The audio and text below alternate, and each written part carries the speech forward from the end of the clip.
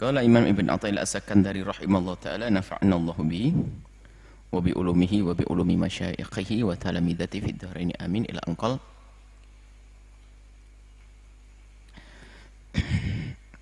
adhara kulla syai'in li'annahu al-batinu wa tawa wujuda kulli syai'in li'annahu adh-dhahiru.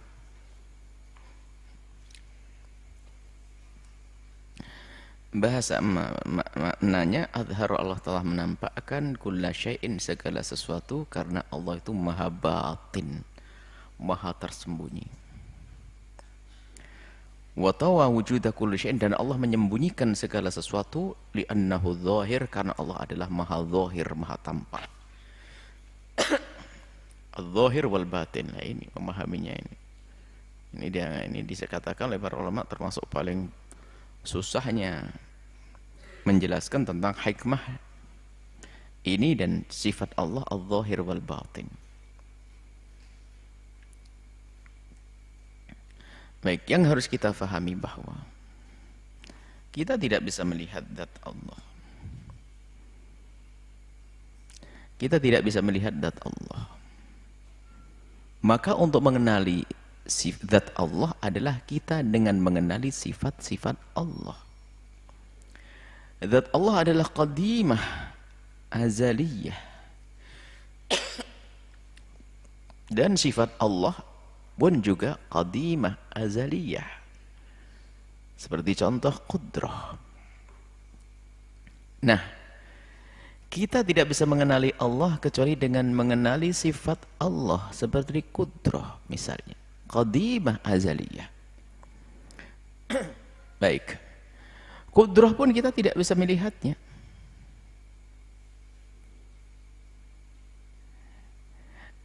Lalu bagaimana kita bisa melihat qudrah Allah?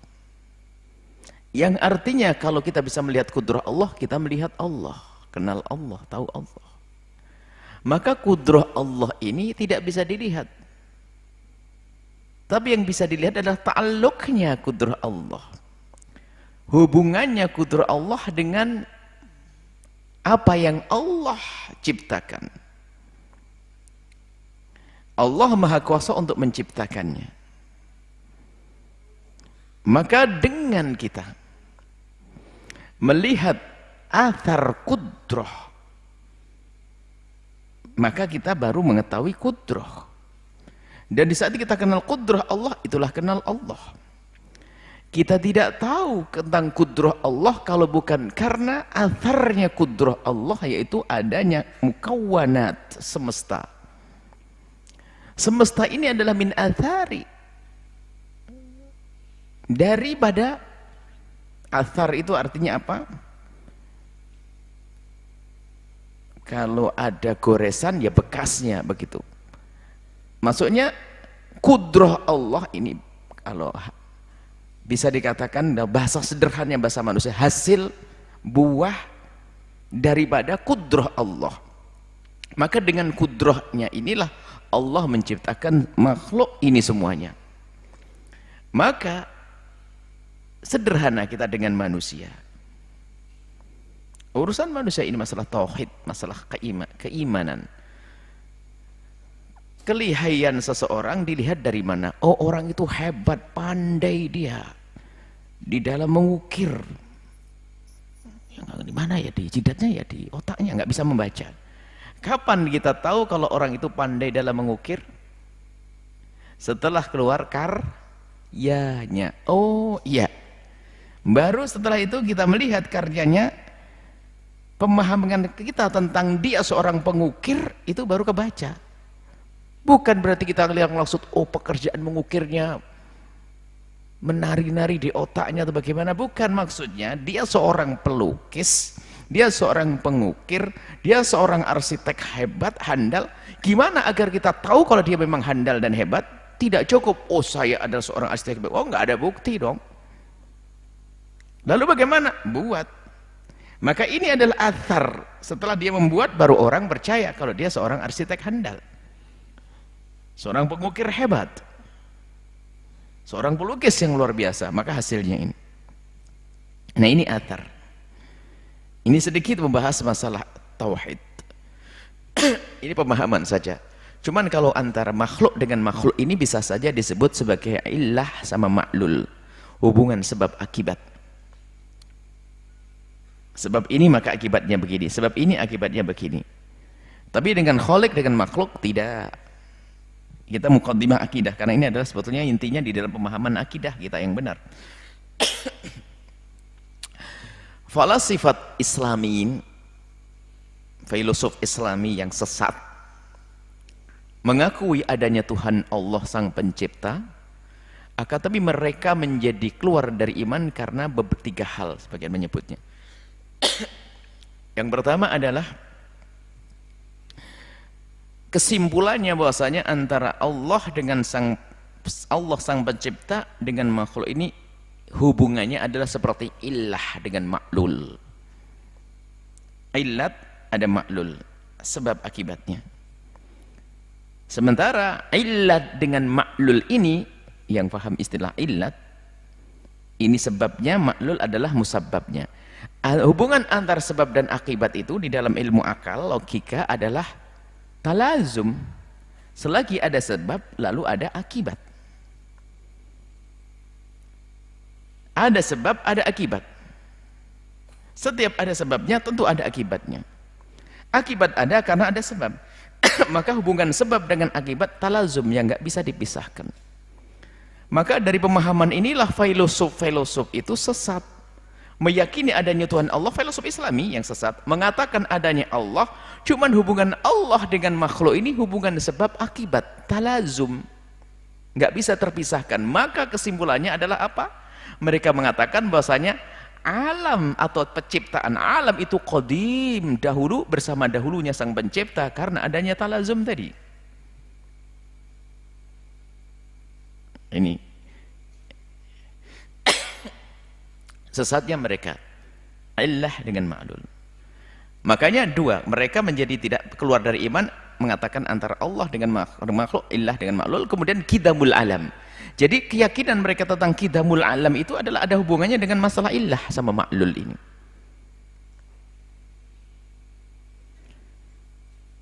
Dan mengatakan Allah bukan illah, tapi Allah khaliqul ilal jami'an. Allah yang menciptakan sebab-sebab ini semua. Allah bukan illah. Dan juga jangan salah faham apa yang disebutkan ulama kita tentang al-illah al-ghaiyah. Itu bukan bab ini, itu masalah hikmah. Masalah illah al-ghaiyah, hikmah bahasanya. Ini ada disebut dalam akidah.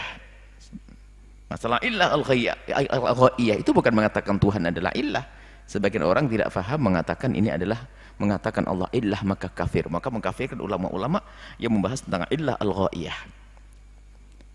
Dr. Muhammad Said Ramadan Al-Mundud menjelaskan masalah ini, cuman ada orang yang salah faham mengkafirkan beliau karena Dr. Buti mengatakan Tuhan adalah illah al-ghaiyah. Salah faham tentang Dr. Buti. Beliau orang alim fadil dan sangat mengerti tentang falsafah. Baik, nah kita mulai masuk kepada hikmah. Kita sudah paham bahasanya kita tidak akan tahu kudrah Allah untuk kenal Allah dengan sifatnya, kan begitu kaidahnya. Tapi untuk mengetahui sifat Allah ini bagaimana? Nggak bisa, sifat Allah qadimah wa kita hadis, nggak bisa melihat. Lalu dari apa? Dari ta'alluqnya, hubungannya kudrah Allah dengan makdur yang Allah ciptakan. Baru setelah adanya ciptaan mukawwanat makhluk baru kita tahu. Nah, kembali kepada hikmah. Allah menampakkan kepada akal pikiranmu untuk mentafakuri semesta ini. Kau lihat semesta ini yang merupakan athar daripada kudrah Allah, yang merupakan itu adalah dari kekuasaan Allah. Allah tampakkan, Allah adhar kulla syai'. Semua ini akan tampak bagimu. Lihat semesta rembulan, kita harus kita yakini ada, jangan dikatakan oh itu enggak ada rembulan. Ada rembulan, ada dengan sesungguhnya. Matahari ada dengan sesungguhnya, gunung menjulang tinggi ada dengan sesungguhnya, lautan lepas ada dengan sesungguhnya, semuanya ada. Adhar, Allah menampakkan kulla syai', segala sesuatu. Kenapa? Karena Allah maha batin. Kalau kamu mencari Allah nggak tahu, karena Allah maha tersembunyi. Maka agar hambanya tahu, maka Allah tampakkan. Maka lihatlah itu semuanya untuk melihat Allah.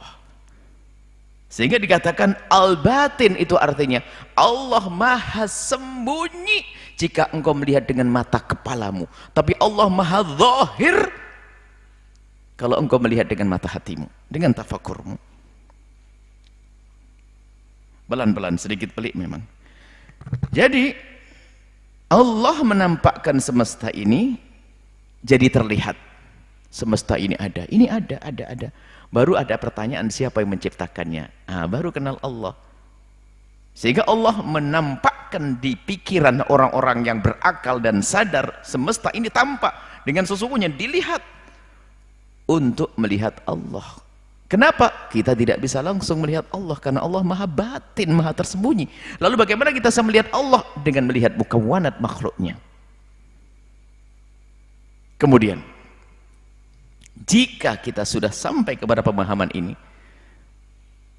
tidak melihat semesta, apapun yang kita saksikan, kecuali langsung sambung kepada sifat kudrah Allah. Kemudian apa? Yang punya sifat. Jadi langsung melihat Allah dengan melihat semesta ini. Maka Allah menampakkan semuanya. Semesta ini karena Allah maha tersembunyi. Nah, maka dari itu jangan sampai keberadaan semesta ini menjadi penghalang. Kalau Allah dihalangi, Allah makhur. Allah kalah dong. Allah kok kalah, ini bagaimana? Allah yang maha menang. Misalnya kalau kita ingin melihat sesuatu ternyata terhalang, berarti kalah. Yang kita lihat itu dengan halangan tersebut. Berarti pandangan kita berubah dari melihat Allah, melihat selain Allah, terhalang. Maka semestinya bagi ahli iman yang kenal Allah, nggak boleh semesta ini menjadi penghalang baginya untuk melihat Allah. Justru sebaliknya, Allah tampakkan ini semuanya karena Allah maha batin. Maka bagi orang yang menggunakan akalnya, fikirnya tadi, dengan melihat semesta ini melihat Allah, maka melihat Allah yang maha batin adalah dengan melihat semesta ini semuanya. Ma ra'aitullah ma nadartu fi syai'in illa wa ra'aitullaha fihi. Aku tidak melihat segala sesuatu kecuali yang aku lihat adalah Allah. Maqam wahdatus syuhudi, bukan wahdatul wujud, tidak. Wahdatus syuhudi, tidak melihat sesuatu kecuali menghantarkan dia untuk melihat Allah. Jadi karena Allah maha batin, kita melihat makhluknya ini baru melihat Allah. Kemudian lanjutannya, setelah orang matang di dalam pemahaman yang pertama ini, memahami sifat Allah yang al-batin, maka secara otomatis langsung paham Allah, sifat Allah al-zahir. Wa tawa wujuda kulli syai'in li'annahu zahir. Wa tawa wujudu kulli syai'in li'annahu zahir. Kalau sudah orang itu faham tadi, kalau ingin melihat zat Allah, maka kalau ingin kenal Allah, kenalilah sifatnya. Tapi sifatnya pun juga kita tidak bisa melihat karena sifatnya maha dahulu. Maka apa? Ta'alluq sifatnya itu dengan makhlukat ini, kudratullah dengan makhlukat. Maka di saat kita melihat makhlukat itu, menjadi kenal Allah. Karena Allah maha batin, agar hambanya bisa melihatnya, maka Allah menciptakan makhlukat ini, tampakkan makhlukat ini. Maka bagi orang ulul albab yang punya pikiran cerdas, dia melihat makhluk lalu kenal Khaliq. Allah maha batin, maka Allah menciptakan ini ya, menampakkan semuanya agar kita bisa melihat Allah yang maha batin dengan melihat makhluk makhluk ciptaannya ini. Kemudian wa tawa wujuda kulli syai'in li'annahu dhahir. Jika seorang sudah memasuki wilayah pemahamannya sudah sampai tersebut, bahwasanya dengan melihat makhluk ini maka nanti akan menjadi melihat Allah.